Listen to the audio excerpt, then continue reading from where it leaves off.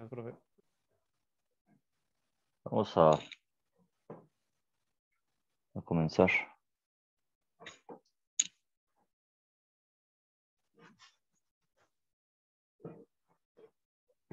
Listo, entonces la clase anterior nos quedamos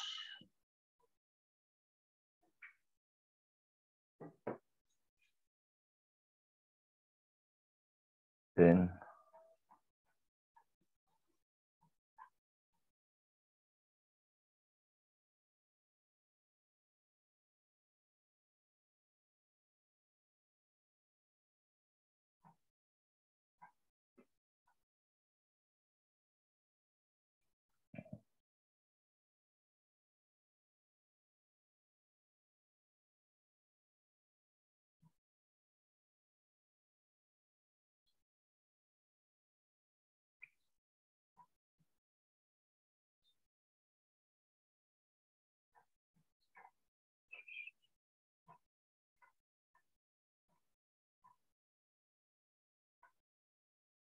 esto.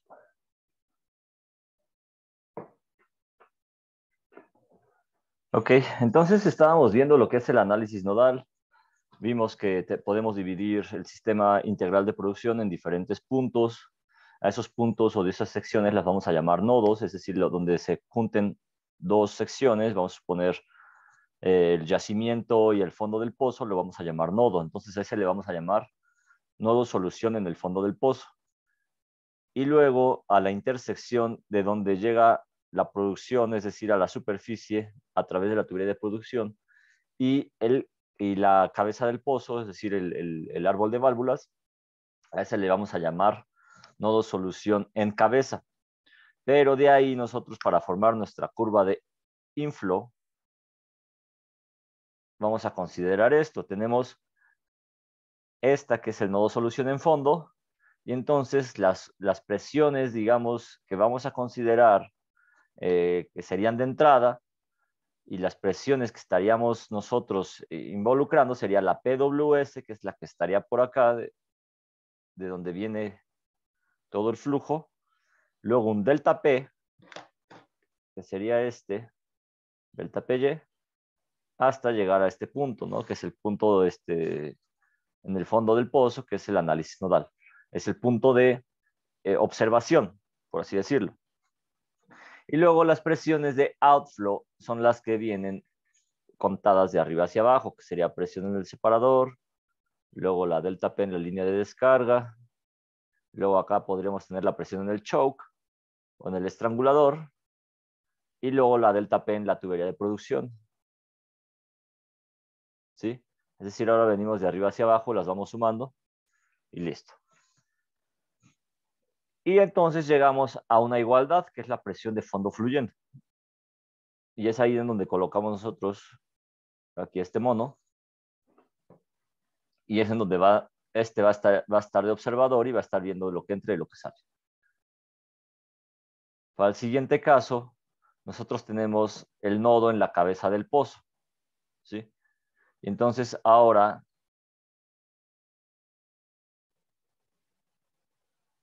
vamos a colocar a este señor aquí arriba, ¿no? Y entonces este mono va a estar viendo lo que entra, que es la presión del yacimiento,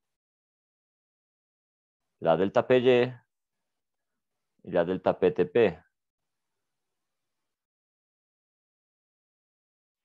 ¿Ok? Es decir, a PY le quito delta P, digo, a la presión del yacimiento le quito delta PY y le quito también delta PTP, y me va a quedar PWH. Y luego este mono también está viendo que de acá viene la presión del separador más la delta P en la línea de descarga, ¿no? Y esas dos me van a dar también PWH. Si también le agrego la delta P en el estrangulador, pues entonces ya me daría delta P.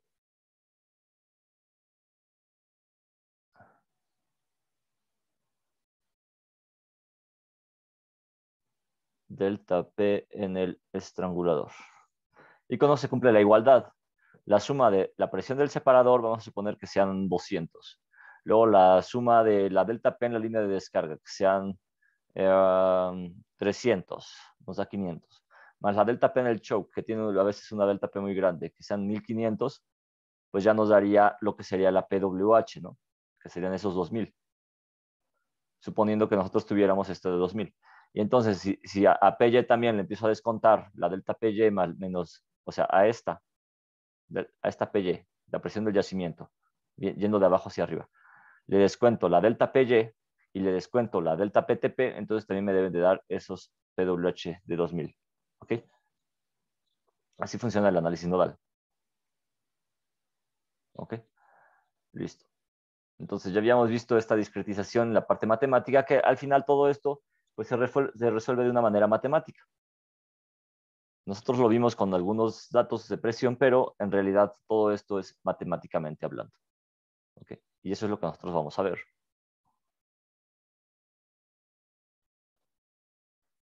Listo, entonces el sistema integral de producción, pues ya lo habíamos visto, ya sabemos qué es un yacimiento, luego del yacimiento pasas al pozo, luego el pozo, del pozo el flujo pasa a través del estrangulador, pasa a través de la línea de descarga, llega al separador y al equipo de procesamiento y al final termina en el tanque de almacenamiento.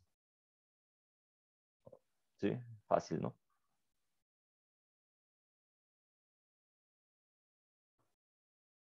Entonces estas son las caídas que tenemos de presión en el sistema, que es lo que ya habíamos visto, prácticamente es lo mismo. Nada más que aquí, bueno, ya está expresada con ciertos números, ¿no? Entonces, no nos vamos a detener tanto en eso.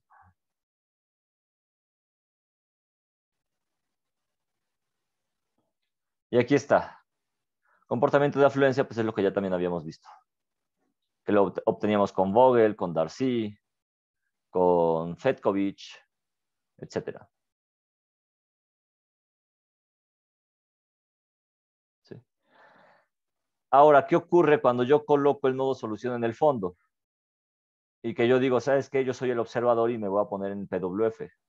Yo obtengo un comportamiento de afluencia porque yo logro ver la caída de presión que ocurre del yacimiento hacia el pozo, es decir, de PY menos la delta P en el yacimiento, ¿sí?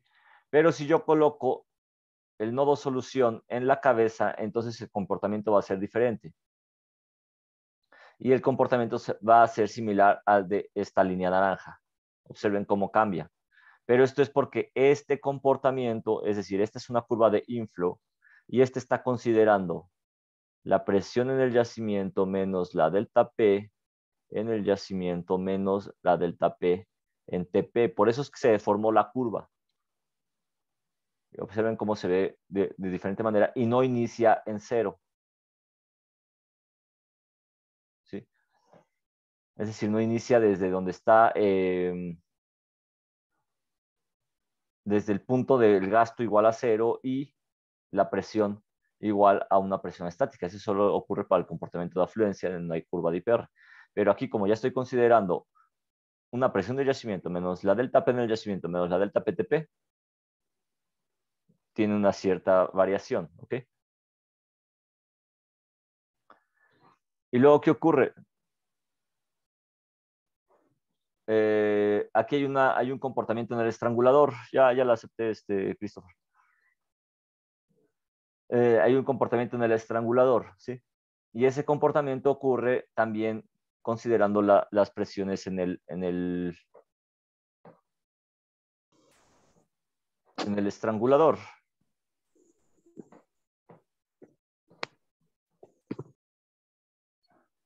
Otra vez, Michelle Yvonne. Está mimida también. Ya apagó la cámara. No, una disculpa, es que se me trabó el teléfono. Ah, ya. Está bien, está bien. Y luego, ¿qué ocurre? La presión del separador es esta, ¿no? Las presiones cuando están en los nodos, eh, digamos, en las partes iniciales, como no hay cambio, por ejemplo, la presión del separador no va a cambiar. Okay. Va a ser constante. ¿Por qué? Porque es una presión de, vamos a ponerle 200. Entonces el gasto va a ser el mismo en todos los lugares. Y lo mismo para la presión del yacimiento. El gasto va a seguir siendo el mismo, ¿no? Es decir, donde hay variaciones es cuando ya empieza a tener delta P. Cuando hay una variación de la presión, empieza a haber una delta P. Delta P en el yacimiento, delta P de todo el sistema integral de producción hasta llegar a la presión de separador. ¿Ok? Listo. Entonces, bueno, esto ya también lo vimos. Adelante, Brandon. Profesor, ¿qué significa P subíndice TH? Pressure Tuning Head. La presión en la cabeza, pues. Ok, gracias. ¿Sí? ¿Qué sería la presión PWH, ¿no?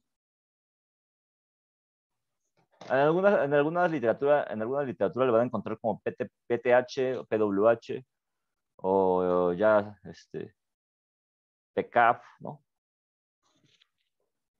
Así lo van a encontrar. Aquí le cambié un poco nada más, pero es ese.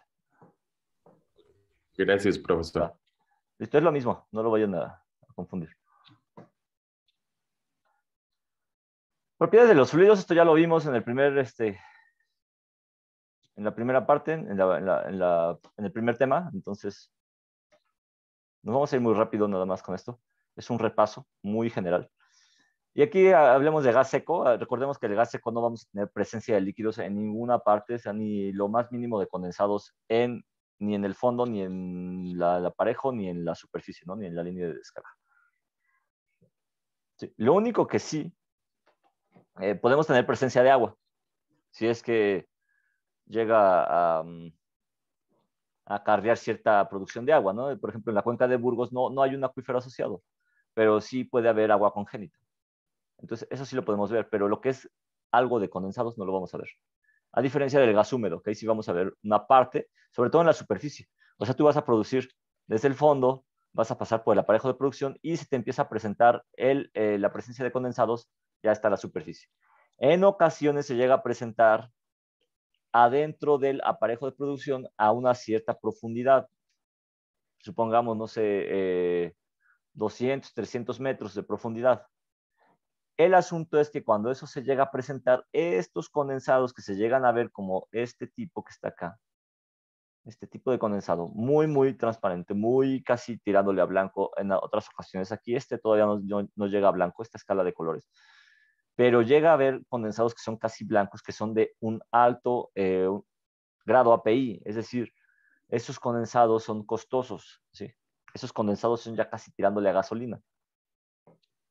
Esos se llegan a presentar, pero esos cuando se presentan también pueden llegar a taponarte el pozo. ¿Por qué? Porque empiezas a crear una columna hidrostática que ya no permite que tenga un flujo adecuado ese gas. ¿Okay? Y después viene el gas y condensado. El gas y condensado, cuando son yacimientos de gas y condensado, pues tienes presencia de gas, pero vas a llegar a un punto en el que esa declinación empieza a observarse y empieza a alcanzar la curva de presión de Rocío. Y aquí lo que ocurre es que se llegan a presentar condensados, ¿sí? Como estos. Empiezas a tener esta gama de colores. Y si se te presentan condensados, muchos de estos se llegan a formar en el yacimiento. Ya no es como el aceite volátil que se formaban en el aparejo de producción. Se forman en el yacimiento. Y si se forman en el yacimiento, entonces te puede empezar a tapar el medio poroso y dejar mucho hidrocarburo remanente. Entonces hay que tener también cuidado con estos yacimientos de gas y condensado. También tienen una cierta complejidad para explotarse. ¿Ok? Y luego sigue los yacimientos de aceite negro. Los yacimientos de aceite negro pues tienen la peculiaridad de que tienen RGAs menores a 1000 pies cúbicos, es decir, la producción de gas respecto de la del aceite pues es menor, ¿sí? Es muy baja, llegan a ser valores muy bajos. También el BO también tiende a ser muy bajo. Y esos, ¿cómo se ven? Pues estos ya se ven así como esta gama de colores que estamos viendo del lado izquierdo. Se ven más oscuros. Y el aceite volátil, pues tienes mayor producción de gas respecto de cada barril de aceite. Entonces, tú produces de 10,000 a 8,000 barriles, pies cúbicos de gas por cada barril de aceite. El BO es más alto y entonces esos colores se llegan a ver de esta manera, ¿sí? Como esta gama de colores que tenemos aquí. También la presencia de C+, de C7 y más, pues empieza a ser menor en comparación con la del aceite negro. Observen, ustedes con el aceite negro tienes 30% más. Y con el aceite volátil es mayor al 12%, 12.5%, no llega al 30%, puede llegar, no sé, en 20, 25. Dependerá de la composición, ¿no? Pero es muy evidente luego cuando tenemos aceite negro o aceite volátil. Por el C7, por la RGA y por la densidad también. Entonces aquí hay una comparación nada más muy breve de lo que es, por ejemplo, un black oil con el aceite volátil, 4864, gas y condensado, 87, va incrementando el C1 porque son componentes más ligeros.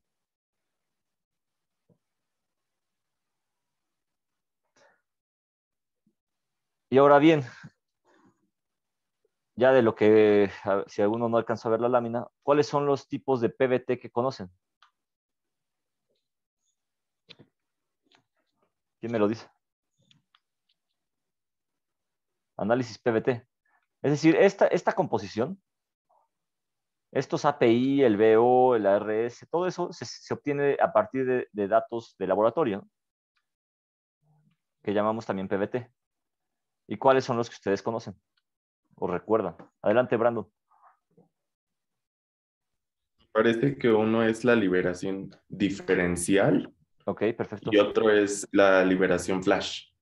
Excelente. A ver, vamos a darle chance a Kiara. Adelante, Kiara. Por composición, Otro, ajá. viscosidad, y creo que de esos también me acuerdo. No me acuerdo del otro. Entonces tenemos flash, diferencial, composición, viscosidad. Gracias, Kiara. Y nos falta uno. Bueno, por composición es el cromatográfico, ¿no? Nos faltaría uno,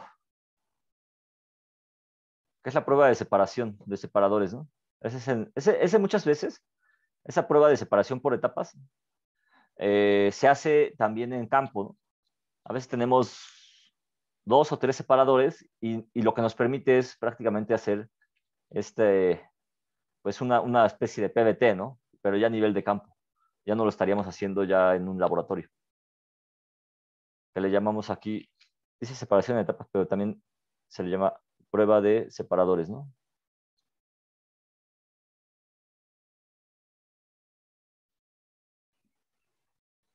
Prueba de separadores. ¿Y ahí qué hace? Pues prácticamente lo que mismo una separación diferencial. Porque tienes lo de un separador y lo vas mandando a otro lado, el gas lo separas, el aceite lo separas y luego haces lo mismo para el siguiente separador, pero lo vas haciendo a diferentes presiones. Es decir, esto, vamos a suponer que esta sea un separador, el separador 1, este dibujito que está acá. Y yo este gas lo logro extraer y el líquido lo paso al siguiente separador. Y luego ya en el siguiente, este gas lo extraigo y el líquido lo paso al siguiente separador. Hasta que le voy liberando todo ese gas, ¿no? ¿Listo? Entonces, pues esto también ya lo habíamos visto, densidad relativa. Este es un repaso muy general. Ok, densidad relativa. Bueno, a partir de ahí también salimos con el API.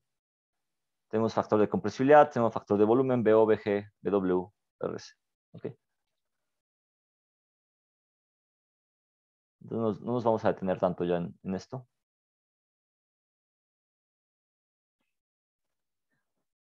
Y recordemos pues que cada uno de estos autores también generó diferentes propiedades utilizando diferentes tipos de crudos. ¿Ok? Y ahora sí, vamos a meternos ya a lo que son los fundamentos del flujo multifásico en tuberías. Yo tengo una libra masa. Y esa libra masa, yo la tengo que transferir ya sea de un punto de una tubería a otro punto o del fondo del pozo hacia la superficie hasta llegar al tanque de almacenamiento. Entonces, esta libra masa tiene una densidad, tiene una velocidad y tiene una presión, ¿sí? Y entonces, si a esta libra masa yo la paso a través de un intercambiador de calor, yo le voy a adicionar un incremento en su temperatura. Entonces yo le voy a hacer un cambio en su densidad y yo le voy a generar cambios, ¿sí? Si yo la paso a través de una turbina, yo le voy a agregar un trabajo. Entonces, cuando esta libra masa llegue al otro punto, yo ya no voy a tener las mismas características de densidad, velocidad y presión. Yo voy a tener una libra masa, es decir, la misma, porque es un balance de materia, pero con otra densidad, con otra velocidad y otra presión. Es decir, va a estar ya influenciada por este trabajo y este calor. Entonces vamos a ver si esto es verdad. Esta es la libra masa, esta bolita. Se nos fue otra, pero ahí está. Observen, ¿vieron? Es la misma. Ahí va. La libra masa que entra es la libra masa que sale. Tal cual. No lo digo yo, lo dice la presentación. ¿Ok? Listo. Entonces, ¿qué ocurre? Para que yo pueda calcular qué está ocurriendo con esta libra masa, yo voy a tener que determinar diferentes factores y entre ellos están los gradientes. Yo tengo que determinar un gradiente de presión, ¿sí? Es decir, que si yo tengo una tubería aquí, como esta que estamos viendo, yo voy a tener un gradiente de presión total.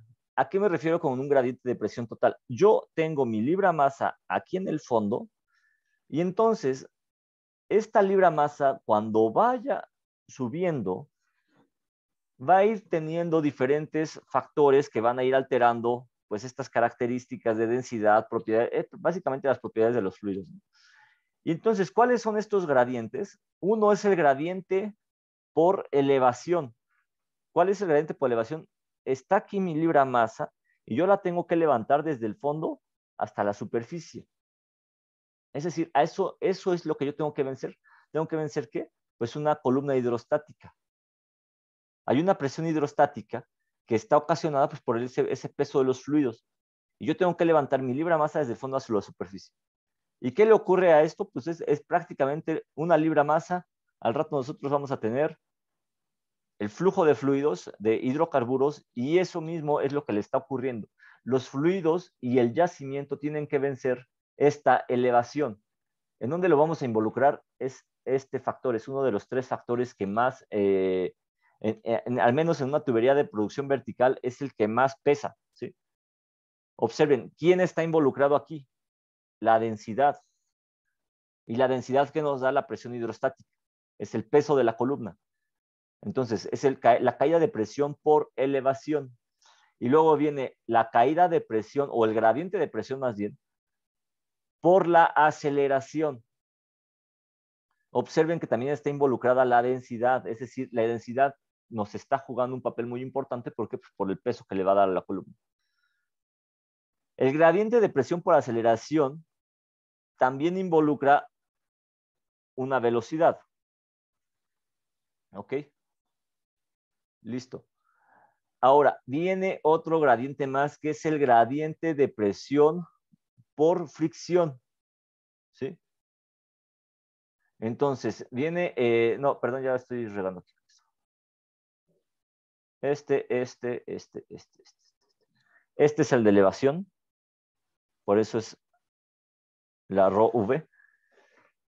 Y este es el gradiente de presión por fricción, y aquí está la fricción involucrada. Pero la fricción juega un papel importante y además involucra otras variables. ¿Cuáles son las otras variables que involucra la fricción? La viscosidad y rugosidad. Así es, Luis Daniel, la viscosidad. La rugosidad, pues, es parte de la tubería, ¿no? Pero esto que es parte de los fluidos, me está jugando un papel bastante importante. Mientras más viscoso, más fricción. Y la rugosidad, bueno, pues allá involucramos también la parte mecánica de lo que es la tubería. Y también una tubería vieja, una tubería muy rugosa, e imaginen ustedes, aunado a una viscosidad, pues nos va a generar un gradiente de presión por fricción. Y hay otro punto que también es mecánico. ¿Cuál es el otro? La viscosidad de los fluidos, hay otro punto que es mecánico. También en el cálculo de la fricción.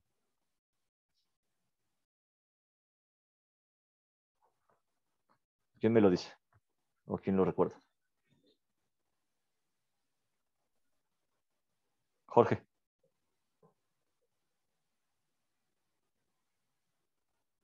No sé si soy yo o no te escuchamos.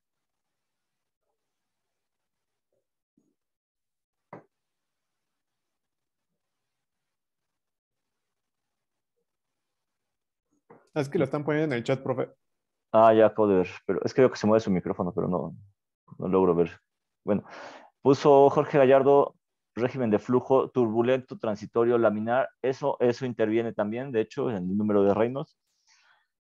Pero Jennifer, los accesorios, eso fue creo que fue para la pregunta anterior. Pero hay otro factor, o sea, sí dentro del flujo turbulento, transitorio, laminar, hay un factor mecánico también que involucra ahí, bueno, que impacta, ¿no? En la tubería.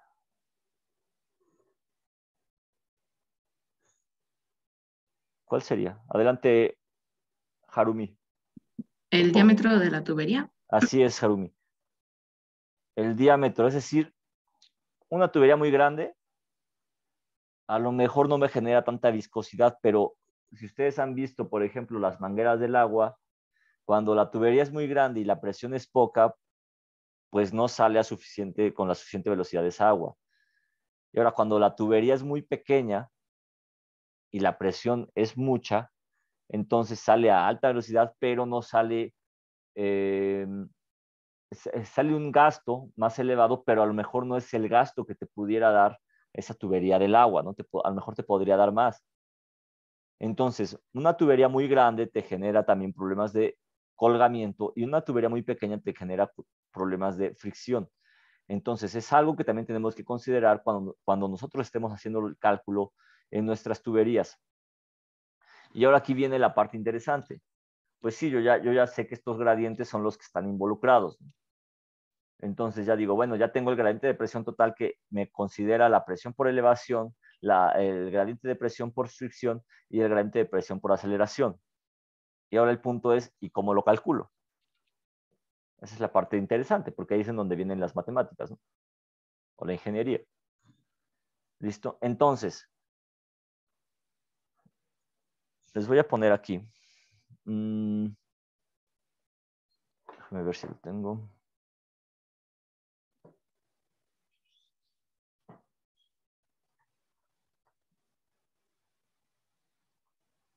A ver. Hay algunos factores que intervienen en una tubería de producción. Nada más.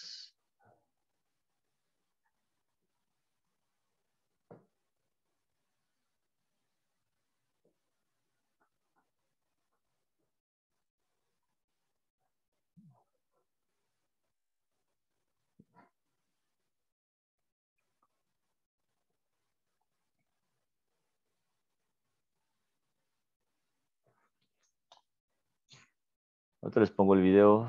Solo regálenme un segundo. ¿Ves?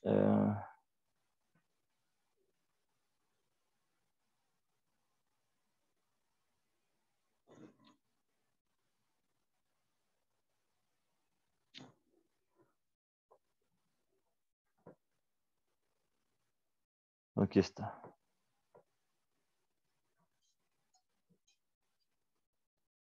Observen esto. Esta es una tubería de producción. ¿Sí? Estas son tuberías y estas son loops, ¿no? Esto es un loop. Este loop aquí nos sirve para determinar cómo es el comportamiento de los fluidos en las tuberías. Es decir, esto se hace en laboratorios. Aquí está.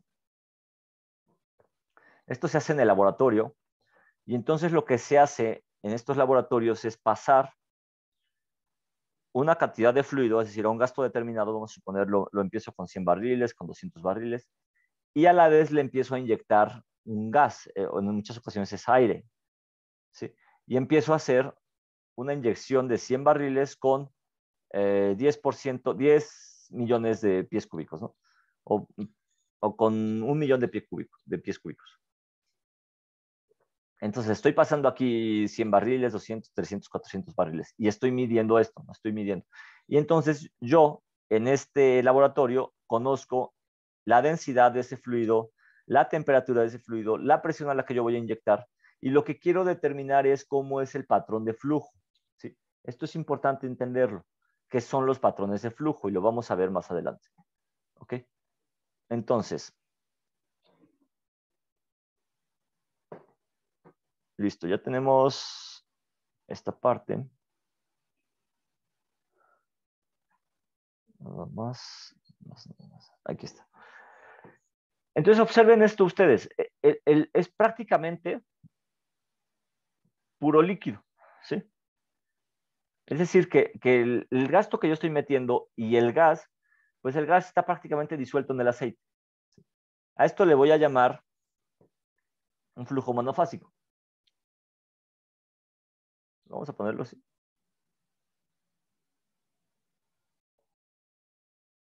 ¿Qué ocurre cuando empiezo a alcanzar esa presión de burbuja y se empiezan a liberar estas pequeñas burbujas, ¿no?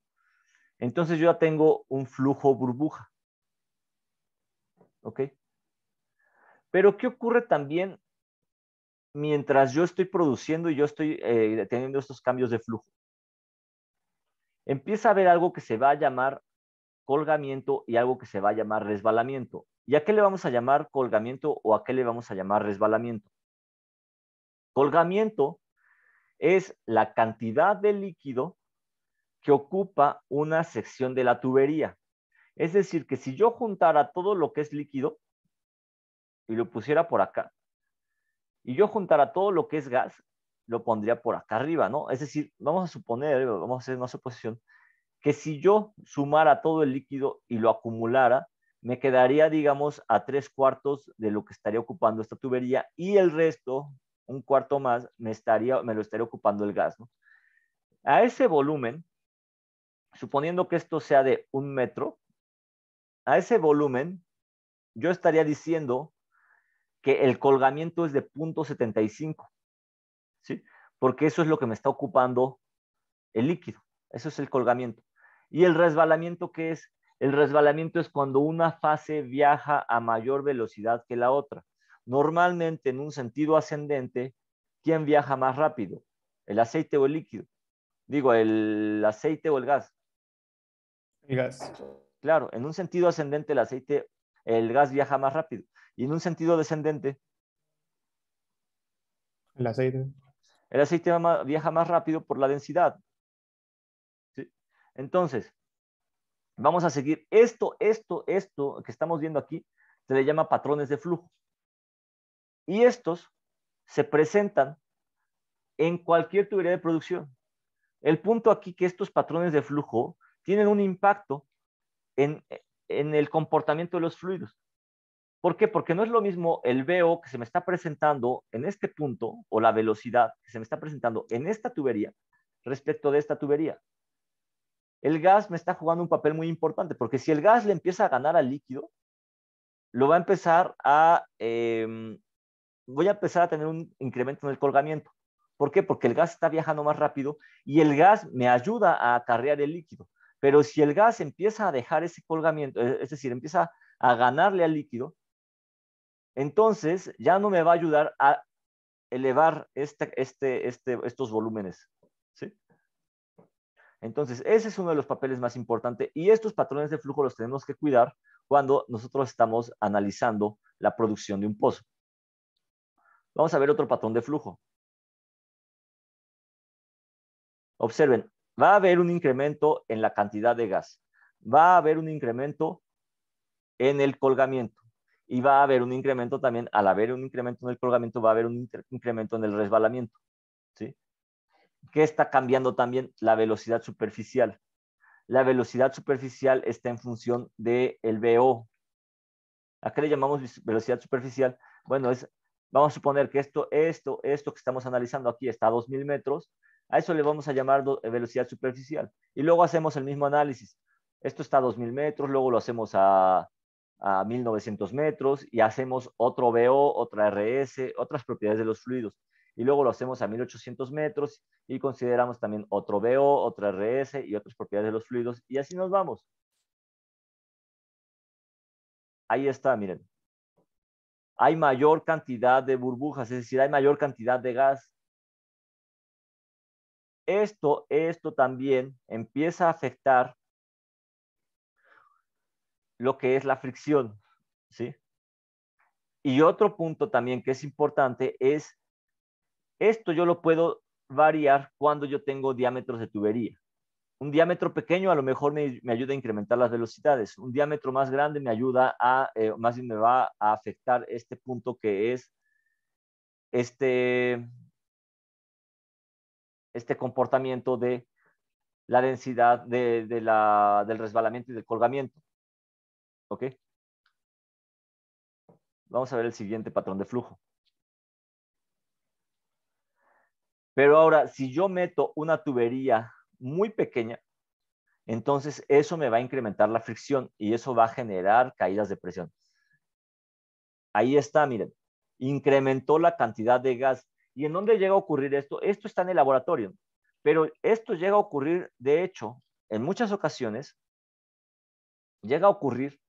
Primero, en el fondo del pozo tengo un flujo burbuja. ¿Por qué? Porque yo salí con una cierta presión y vamos a suponer que yo estuve por arriba de la presión de burbuja, es decir, yo estuve en un comportamiento bajo saturado. Pero en la medida que yo voy recorriendo el sistema integral de producción, yo voy recorriendo la tubería de producción, esa presión que yo tengo va declinando o va cayendo. ¿Por qué? Porque yo empiezo a recorrer toda esa tubería, vamos a suponer esos 3000 metros, y empiezo a tener un delta P por fricción, más un delta P por elevación. En muchas ocasiones, como el delta P por fricción y el delta P por elevación son muy grandes, despreciamos el delta P o el gradiente de presión por aceleración, ¿sí? Pero si este diámetro de tubería es muy pequeño o muy grande, también me va a generar problemas por fricción. Y eso también me acrecenta la situación del colgamiento, del resbalamiento. Entonces, pudiera ser que en los primeros, cuando estamos casi en el nivel medio de los disparos, pues se nos presente un flujo monofásico, ¿no? Muy similar a este. Y en la medida que va subiendo nuestro fluido, nuestros hidrocarburos van avanzando a través de la tubería de producción, ese comportamiento se va, más bien empieza a existir un cambio en el comportamiento y entonces ya casi cuando lleguemos a la superficie empiezo a tener esto, ¿sí? Y al rato se me van a presentar otros patrones de flujo. ¿Cuáles son los otros patrones de flujo? Aquí viene uno más. Aquí está. Un flujo burbuja alargada o flujo tapón. Aquí está esta burbuja. Observen ustedes cómo son las burbujas. Cada vez son más grandes. ¿Por qué? Porque ya mucho de ese gas ya se liberó. Y el gas ya empieza a tener un mayor resbalamiento. Ya le empieza a ganar al aceite o al líquido.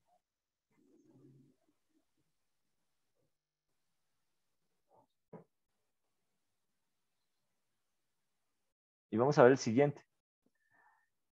Este fue el que siguió de este flujo slug.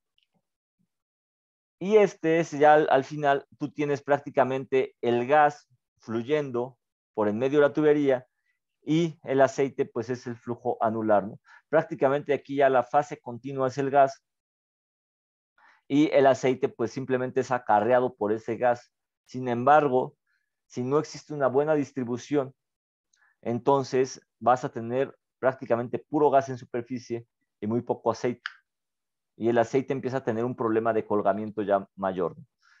¿Que se puede presentar un patrón de flujo, un solo patrón de flujo en un pozo? Sí, sí se puede. ¿Se pueden presentar 2 o 3? Sí, también se puede. ¿Qué es lo que buscamos nosotros? Tener uno u otro. Es decir, si nosotros pudiéramos tener solamente el flujo burbuja, eso a lo mejor pudiera ser bastante bueno. En ocasiones buscamos alguna forma de cambiar el patrón de flujo. Y hay veces en las que también tener un flujo anular no es tan malo porque el gas ayuda a acarrear las partículas de aceite, ¿sí? Entonces, aquí lo que casi siempre buscamos es más bien tener un patrón de flujo estable, porque ese patrón de flujo estable nos va a reducir las pérdidas o el gradiente por elevación y el gradiente por fricción, así como el gradiente por aceleración. Ahí están los patrones de flujo. Y esto prácticamente nada más nos dice cómo son las inyecciones. Es decir, los gastos de inyección de gas pues pueden ir cambiando, ¿no? Y mientras más le inyecte, pues más voy a tener esta presencia. Y voy a empezar a ver estos cambios en el patrón de flujo.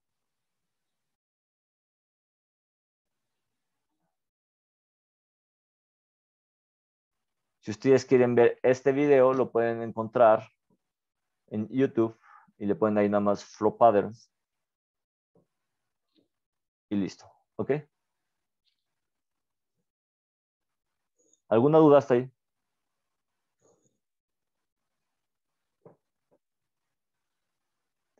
Perfecto. Entonces, ya que vimos esto,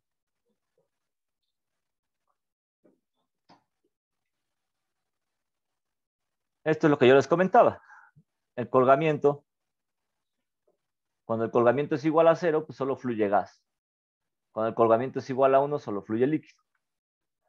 Pero si a este colgamiento, que es pues, prácticamente 100% líquido, yo le quito, o a esta cantidad de líquido al 100% de la tubería llena, yo le quito ese cachito de gas, entonces vamos a suponer que le quito 4 metros, o bueno, 4 unidades de volumen de gas, a este 10, pues yo me quedo nada más con 6, ¿no? Entonces el colgamiento es de 6.6. ¿Sí? Si lo veo de una manera transversal, también ocurre en las tuberías horizontales. Entonces tengo colgamientos tanto en tuberías verticales como en tuberías horizontales. Y de la manera transversal, aquí, si nosotros vemos esto, el colgamiento estaría en esta zona. Esto estaría lleno de gas y lo de abajo de líquido. ¿Ok? Y cuando hablamos de resbalamiento, pues hablamos de que una fase es la que fluye más rápido que la otra. ¿Sí? Entonces, normalmente cuando vamos en sentido ascendente, pues el gas es el que va a fluir más rápido. Y eso es a lo que llamamos resbalamiento. Y si nosotros lo medimos en términos de las velocidades, pues vamos a ver que la velocidad del gas menos la velocidad del líquido me va a dar la velocidad de resbalamiento. Es decir, esta VS, ¿no? ¿Listo? Pero también tenemos algo que llamamos colgamiento sin resbalamiento. Consideramos únicamente estos volúmenes, pero no consideramos esta variación en las velocidades de los fluidos, en las velocidades de las fases, que sería el colgamiento sin resbalamiento. Ahí estaríamos asumiendo que el gas y el líquido viajan a la misma velocidad. ¿Eso ocurre? Difícilmente. Normalmente el gas va a viajar más rápido que el líquido. Esto es lo que yo les comentaba también. Cuando vas de manera ascendente, el gas viaja más rápido que el líquido. Cuando vas de manera descendente, el líquido viaja más rápido que el gas. ¿Y qué son las velocidades superficiales? La velocidad superficial lo que hace es llevar este gasto a una cierta condición. Es decir, si yo lo llevo, por ejemplo, yo tengo el gasto y lo multiplico por el VO, el de aceite, el gasto de aceite y el gasto de agua, porque la suma de los dos nos va a dar el gasto de líquido, y también lo multiplico por su VO, pues yo lo puedo llevar, tengo aquí mi tubería, lo puedo llevar a este punto que vamos a suponer que sean 3.000 metros, o a este que serían 2.000, o a este que serían 1.000. Es decir, aquí el punto importante es entender cuál es la relevancia que tienen las propiedades de los fluidos. El VO nos va a jugar un papel muy importante porque el VO, recuerden ustedes que está en función de la presión y de la temperatura. Entonces, el VO no es el mismo a 3.000 metros que a 2.000 metros que a 1.000 metros. Por eso es que en todos los casos tengo que calcular este VO para poder estimar la velocidad superficial del líquido. En realidad, en realidad, hacer estos cálculos no es tan complejo. Sí hay que entender la teoría y por qué se usan ciertas correlaciones. Pero digamos que si ustedes quisieran hacerlo, lo podrían hacer fácilmente. Sin embargo, la parte interesante o la parte que es como de talacha, pues es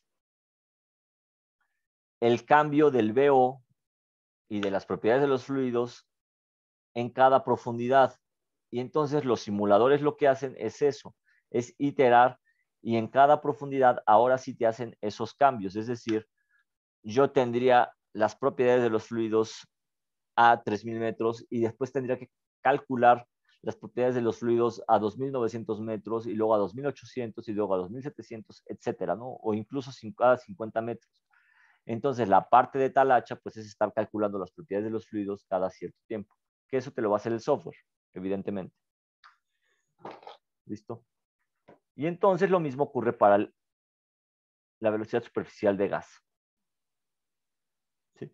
Que es la R menos la RS por el factor de volumen del gas.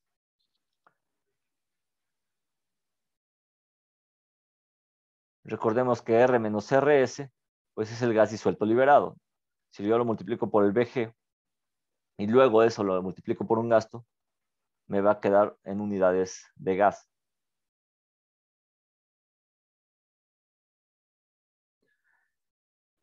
Y luego, ¿qué sigue? La velocidad superficial del líquido, eso ya lo vimos, de la velocidad actual del líquido. Esta velocidad actual ya no está afectada por estos factores que estábamos viendo. Sin embargo, sí está afectada por lo que es el colgamiento. ¿Sí? Y luego viene otra cosa que se llama velocidad de la mezcla. Todos estos términos, ustedes los van a ver cuando empiecen a hacer correlaciones de flujo multifásico, que supongo que ya algunos ya lo estarán viendo con sus profesores de flujo multifásico. Entonces aquí vamos a ver una parte, pero no nos vamos a meter a detalle a desarrollar todas las ecuaciones, todos los modelos. Eso sí, no lo vamos a hacer porque nos llevaría mucho tiempo. Sin embargo, hay que entender que esta materia de productividad de pozos está muy relacionada con flujo multifásico en tuberías. Y luego viene otra cosa también que se llama densidad de la mezcla. ¿Qué es la densidad de la mezcla? La densidad del líquido estaría dada por la densidad del aceite más la densidad del gas y cada uno afectado por su factor de fricción. El aceite afectado por la fracción de fricción del aceite y luego el factor de fricción del agua. Y lo mismo para cuando estamos calculando la densidad de la mezcla, ¿no? Una cosa es la velocidad del líquido, que es la que les comenté hace rato, y lo que sigue es la densidad de la mezcla. Este S es cuando tenemos resbalamiento y esta N es cuando tenemos sin resbalamiento. Este es de slip y este es de non-slip, ¿sí? Por eso tiene la N. Y observen cómo cuando estamos considerando el resbalamiento tenemos aquí HL, que es el colgamiento, y cuando estamos considerando que no hay resbalamiento, pues tenemos una lambda, que la lambda es la que nos dice colgamiento sin resbalamiento. Y a la vez también tenemos la viscosidad de la mezcla.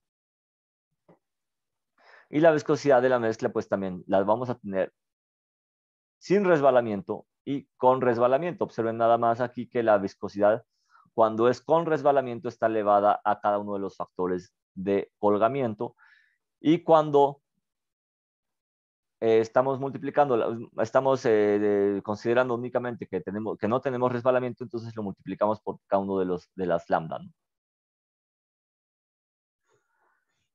Y bueno, entonces nada más aquí ya para resumir, ¿qué son los patrones de flujo? Pues los patrones de flujo te van a afectar este colgamiento que ya les había comentado, van a incrementar una transferencia de calor, porque por estos cambios de fases y estos cambios que tenemos pues sí, también en las propiedades de los fluidos, y también empiezan a determinar cuál fase está en contacto con la tubería, es lo que habíamos visto cuando tenemos flujo monofásico o un flujo niebla, o incluso cuando tenemos un flujo burbuja, ¿no? Y bueno, al final, todo esto afecta las condiciones de operación. En muchas ocasiones llegan a dañarse los equipos superficiales porque tenemos este flujo bache. Y es que a lo mejor se verá en un video y en esta presentación pues muy sencillo, ¿no? Y dirás, bueno, pues tenemos un flujo bache y al final nos va a llegar a la superficie. Pero hay muchos pozos, sobre todo pozos marinos, que ya no estamos hablando nada más de 100, de 200 barriles, estamos hablando de 4.000, de 5.000 barriles. Imagínense un bache, que te llega el bache, te impacta en la parte superficial, en la cabeza del pozo, y luego te llegan 5.000 barriles, y después te llega otra vez 20 millones de pies cúbicos de gas. 20 o 15 o 10 millones de pies cúbicos de gas es muchísimo gas, son volúmenes muy altos. Eso es algo que trato, o más bien que tienen que dimensionar. 5.000 barriles también es un volumen muy alto. La presión, simplemente dense cuenta también de la presión. La presión es un parámetro bastante relevante en todo. La presión juega un papel muy importante. Prácticamente pues, es el papel que te va a hacer los cambios de composición, ¿sí? Ese parámetro. Y ojo con la presión, porque la presión a lo mejor dicen, pues es que hubo una variación de 1 kilogramo, de 2 kilogramos por centímetro cuadrado. 1 kilogramo por centímetro cuadrado son 14.2 PSI. Entonces, esos 14 punto y tantos PSI, 14.2, es bastante relevante. O sea, simplemente dense cuenta, cuando ustedes inflan una llanta, que la traen a 30 PSI, a 35, y cuando llega a reventar esta llanta, pues el golpe que da, ¿no? Ahora imagínense, usted está hablando de 3.000 PSI, de 4.000 PSI. Es bastante relevante. ¿Ok? Los patrones de flujo estos son los que ya vimos, pero estos son los que normalmente la literatura maneja, pero encontrarán libros que a lo mejor tienen 6 patrones o algunos que tienen 4 patrones. ¿Sí? Entonces, vamos a tener nosotros el monofásico, el burbuja, el tapón, transición y niebla. Algunos autores intentaron discretizar estos patrones de flujo y entre ellos está este mapa de patrones de flujo que se llama Doppler. Que lo que decía era, ¿sabes qué? Dependiendo de las velocidades superficiales y de la velocidad del líquido, si nosotros hacemos un match con estos cálculos que hay, que ya después en la materia, bueno, ya verán cómo se hacen estos cálculos, hacen una intersección y este mapa de patrón de flujo nos decía, ¿sabes qué? Bueno, este está en flujo bache, este está en flujo burbuja, o en flujo burbuja dispersa, etcétera, ¿no? Entonces dependía mucho. A la fecha, bueno, estos son métodos gráficos. Como les comentaba, a la fecha, pues lo que se usa es simuladores, ¿no?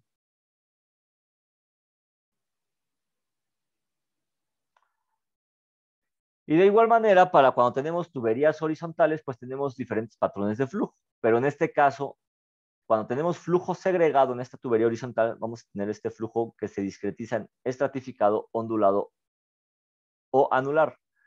Y para los flujos, el tipo de flujo intermitente, es decir, cuando ya tenemos baches de líquido y de gas, pues esto nos va a dar tapones, un flujo tapón o un flujo bache. Y ahora también cuando nosotros tenemos este líquido, que es el que llena más la tubería, entonces nos va a dar un patrón de flujo burbuja o un patrón de flujo niebla. Observen cómo en este patrón, en los de flujo segregado, esto de acá arriba está lleno de gas y la parte inferior está llena de aceite. Pero en este caso, como el gas está fluyendo, digamos, en las paredes de la tubería, lo que fluye por en medio es el aceite, ¿no? Y ahí tenemos flujo anular. Para el caso de los que es el flujo tapón y el flujo bache, bueno, pues aquí tenemos estas acumulaciones de gas, que mientras más grande, bueno, pasas de un tapón a un bache, ¿no? Y lo que es para el flujo burbuja, bueno, pues tenemos pequeñas burbujas y prácticamente la tubería está llena.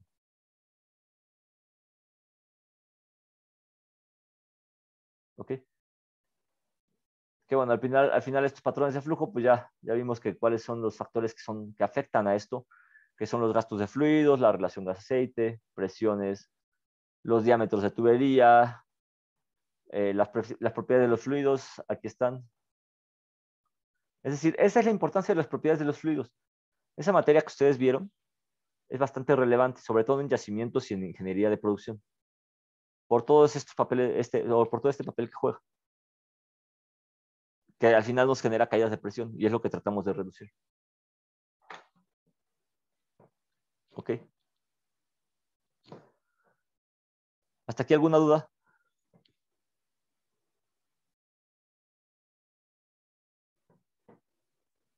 ¿Les parece que no? ¿Alguna pregunta? Adelante, Luis Daniel.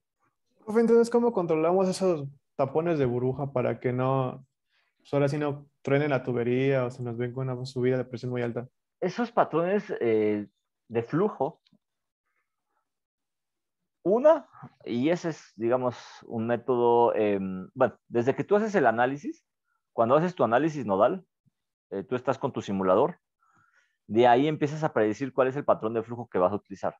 Entonces, primero lo que tienes que hacer, o lo que se tiene que hacer, es un diseño apropiado de las tuberías para evitar tener una inestabilidad en el patrón de flujo. Vamos a suponer que tú ya empezaste a producir, ya seleccionaste tu tubería, dijiste, sabes que pues esta es la más óptima, pero en algún momento va a empezar a haber cambios en las propiedades, cambios de presión. ¿Por qué? Pues porque la presión del yacimiento va declinando. Entonces, uno de los factores que es más fácil de controlar es el del estrangulador. ¿Por qué? Porque se lo tienes en la superficie. No vas a cambiar toda la tubería, 3.000 metros de tubería nada más porque tienes un patrón de flujo diferente.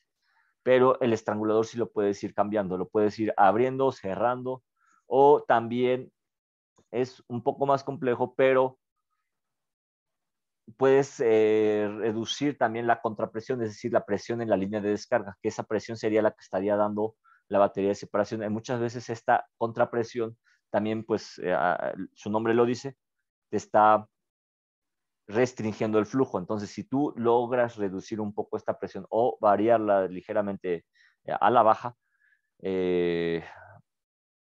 pues también te puede llegar a modificar el patrón de flujo y optimizar de cierta manera el pozo, ¿no? Pero la manera más sencilla, al menos operativamente, es con el estrangulador. Vale, gracias. ¿Sí? ¿Alguien más? Bueno, si no hay más comentarios, vamos a dejarlo hasta aquí. Y nos vemos el próximo miércoles. Por cierto, recuerdo que el próximo, el siguiente lunes no hay clases, ¿no? Creo yo, porque es 21. No, no hay. Listo, entonces, gracias por su atención. Nos vemos el próximo miércoles. Profesor, ¿nos podría proporcionar las diapositivas, por favor? Sí, sí, sí. De hecho, a ver, las mando de una vez porque si no. ¿Dónde están?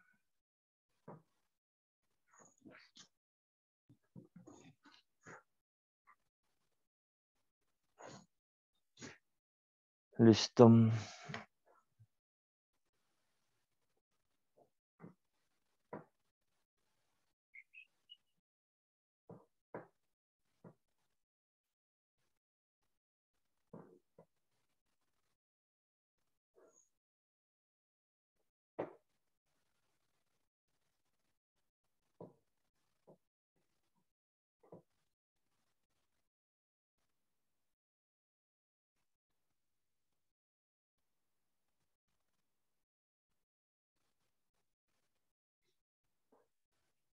Cuando ya ustedes, bueno, cuando ya vayan a terminar el curso, si pueden antes, y si pueden tomar un curso de los de la SPI o si pueden pagar un curso, pues les recomiendo tomar un curso de análisis nodal, pero en donde les enseñen software. Porque ese software, créanme que si entran a la parte de ingeniería petrolera, bueno, de la ingeniería de producción, pues les va a ser muy útil, ya sea Prosper o PipeSim, ¿no? Que son los tipos de software más comunes en la industria petrolera. Entonces, los de la SPI son gratis. Yo llegué a dar varios de esos, o he llegado a dar de esos. Son cursos más rápidos o pues algún curso ya con alguna compañía, ¿no? De capacitación. Pero sí es recomendable, sobre todo porque a veces se enseña mucho la teoría, pero a veces la parte práctica se deja de lado. Hay universidades, de hecho, aquí en México que tienen convenios y logran conseguir cursos de capacitación y es ahí en donde le empiezan a dar, pues empiezan a tener ventajas sobre otras universidades, entre ellas la UNAM. Es porque aquí, la verdad es que aquí se dan los cursos, pero me ha tocado ver cursos de la SPI que hay 40 alumnos, 2 de la UNAM y el resto son de otras universidades, ¿no? Y qué bueno que los alumnos tomen las materias, te digo. Pues no ver alumnos de la UNAM, pues eso también pues da mucho que decir, ¿no? Del interés que a veces hay. Voy a poner aquí presentación.